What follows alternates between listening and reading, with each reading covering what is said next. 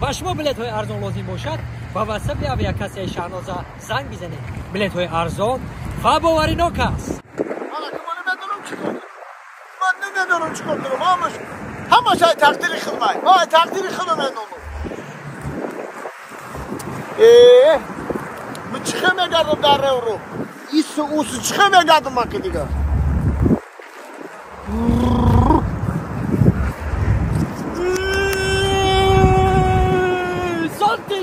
ای بی خودش دوای فهمیده ای بی خودش تو بار چرچی گفته سی برا تاکیچو میگره اگر تو میومده هوای برا نمیزد تو میده اگر نمیزد تو ساشید ما همجا خطا کفته سما که تاکیچو میگرده خاکا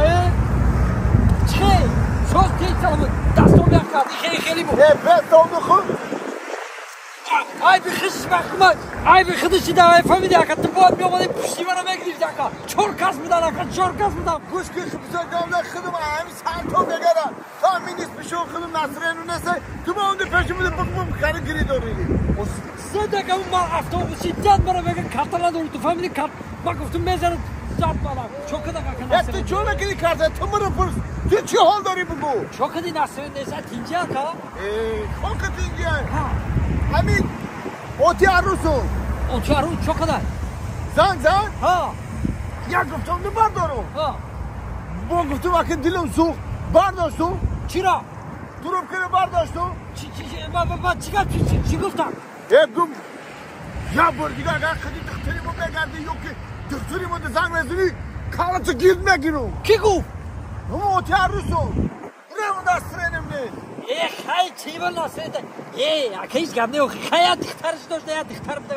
هیچ گم نه دیگه زنگ نزنشه چو بگی نکن tamam من بیتر میگیرم زنگ نمیزنم شم آخی من نمیدونم کی وای اوتی کدامی عروس مای